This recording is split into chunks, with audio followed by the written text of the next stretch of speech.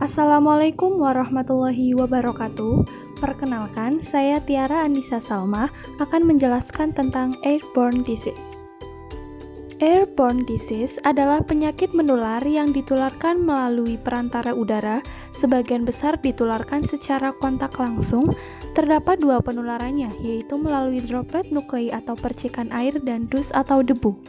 Penyebaran patogen secara airborne dapat terjadi melalui nafas, berbicara, batuk, bersin, terangkatnya debu, semprotan cairan, penyiraman toilet, atau kegiatan apapun yang dapat menghasilkan aerosol, misalnya beberapa tindakan medis di dokter gigi dan rumah sakit atau percikan. Patogen tersebut dapat berupa virus, bakteri, atau jamur. Namun perlu diperhatikan bahwa tidak semua patogen dapat menyebar melalui airborne atau udara. Tuberkulosis paru merupakan penyebab kematian kedua dari penyakit infeksi di Indonesia, serta menempati posisi ketiga dengan beban TB paru tertinggi di dunia sebanyak 420.994 kasus pada tahun 2017. Berdasarkan jenis kelamin, jumlah kasus baru untuk TB paru tahun 2017 pada laki-laki 1,4 kali lebih besar dibandingkan pada perempuan. Hal ini dikarenakan laki-laki lebih terpapar pada faktor risiko TB paru, misalnya merokok dan kurangnya kepatuhan minum obat. Berdasarkan prevalensi dari 33 provinsi yang ada di Indonesia, terdapat data TB tertinggi di Provinsi Nangro Aceh Darussalam dengan angka case notification rate 141 per 100.000 penduduk. Sumatera Barat dengan case notification rate 131 per 100.000 penduduk. Riau dengan case notification rate 99 per 100.000 penduduk.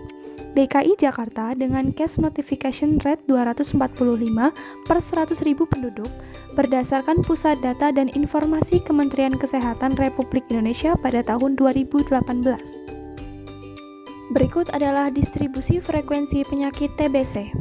Yang tabel pertama, berdasarkan tabel tersebut yang lebih banyak terdistribusi adalah responden yang berusia 51 tahun sampai 55 tahun sebanyak 56 responden atau 29,8% dan yang paling sedikit adalah responden yang berusia 21 sampai 25 tahun sebanyak 1 responden sebesar 0,5%. Yang kedua yaitu berdasarkan jenis kelamin. Berdasarkan tabel tersebut menunjukkan bahwa presentasi orang yang lebih banyak terdistribusi pada jenis kelamin laki-laki yaitu sebanyak 79,3% dan yang paling sedikit adalah jenis kelamin perempuan yaitu 39 responden sebanyak 20,7%. Lalu ada yang berdasarkan alamat responden. Berdasarkan tabel tersebut menunjukkan bahwa distribusi orang menurut alamat terbanyak di Desa Jaya Bakti yakni sebanyak 66 orang sebesar 35,1% dan terendah terdapat di Desa Taloyon sebanyak 12 orang sebesar 6,4%. Contoh kasus penyakit dari airborne disease. Salah satu contoh kasus penyakit dari airborne disease yaitu TBC. Tuberkulosis atau TBC adalah penyebab kematian terbesar setelah penyakit kardiovaskuler dan penyakit saluran pernafasan nomor 1 dari golongan penyakit infeksi yang masih menjadi permasalahan di Indonesia maupun di dunia. Tuberkulosis merupakan penyakit menular langsung yang disebabkan oleh kuman TB yaitu Mycobacterium tuberculosis yang dapat menular melalui percikan dahak. Penyakit ini dapat menyerang berbagai organ terutama paru-paru.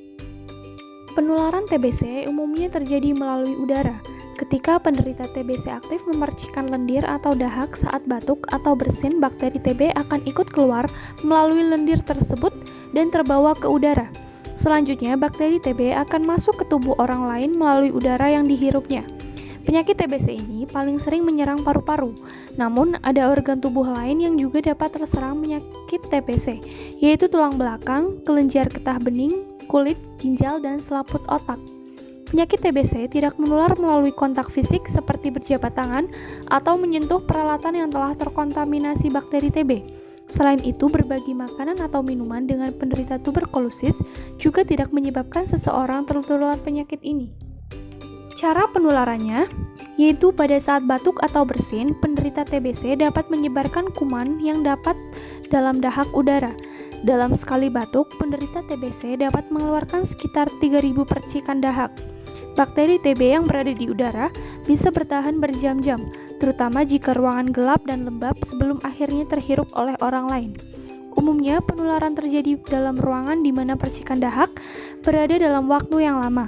Orang-orang yang berisiko tinggi terkena penularannya yaitu mereka yang sering bertemu atau berdiam di tempat yang sama dengan penderita TBC, seperti keluarga, teman sekantor, ataupun teman sekelas. Meski demikian, pada dasarnya penularan TBC tidaklah semudah yang dibayangkan.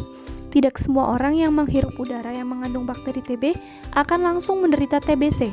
Pada kebanyakan kasus, bakteri yang terhirup ini akan berdiam di paru-paru tanpa menimbulkan penyakit atau menginfeksi orang lain. Bakteri tetap ada di dalam tubuh sambil menunggu saat yang tepat untuk menginfeksi, yaitu ketika daya tahan tubuh sedang lemah. Faktor risiko. Yang pertama yaitu konsentrasi atau jumlah kuman yang terhirup. 2. Lamanya waktu sejak terinfeksi. 3. Usia seseorang yang terinfeksi. 4. Tingkat daya tahan tubuh seseorang. Dan yang terakhir yaitu infeksi HIV. Cara pencegahan. TBC bisa dicegah melalui melakukan pemeriksaan TB, terutama bagi orang-orang yang berisiko tinggi terpapar kuman TB. Mengikuti prosedur pengobatan sebelum TB menjadi aktif jika sudah terdiagnosa menderita TB fase laten. Memperbaiki sirkulasi udara di rumah untuk mencegah bakteri berdiam dalam ruangan. Mendapatkan imunisasi BCG, terutama bagi anak-anak dan orang yang berisiko tinggi tertular TBC. Upaya pengendalian. Penyakit TBC dapat dikendalikan mulai dari membudayakan perilaku hidup bersih dan sehat seperti membudayakan perilaku etika ketika batuk, melakukan upaya pemeliharaan dan perbaikan kualitas perumahan dan lingkungannya sesuai dengan standar rumah sehat, melakukan penanganan penyakit penyerta TBC. Selain itu, yang paling penting adalah melakukan penerapan pencegahan dan pengendalian infeksi TBC di fasilitas pelayanan kesehatan dan di luar fasilitas pelayanan kesehatan. Kebijakan nasional dan internasional terkait program pengendalian. Yang pertama, kebijakan Indonesia dalam menanggulangi TBC. Penanggulangan TB dilaksanakan sesuai dengan asas desentralisasi dalam kerangka otonomi daerah dengan kabupaten atau kota sebagai titik berat manajemen program.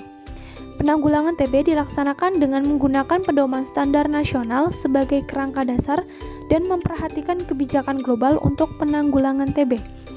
Penemuan dan pengobatan untuk penanggulangan TB dilaksanakan oleh seluruh fasilitas kesehatan tingkat pertama. Obat anti-tuberkulosis untuk penanggulangan TB disediakan oleh pemerintah dan diberikan secara cuma-cuma. Keberpihakan kepada masyarakat dan pasien TB. Pasien TB tidak dipisahkan dari keluarga, masyarakat, dan pekerjaannya. Pasien memiliki hak dan kewajiban sebagaimana individu yang menjadi subjek dalam penanggulangan TB. Itulah yang dapat saya sampaikan, kurang lebihnya mohon maaf. Wassalamualaikum warahmatullahi wabarakatuh.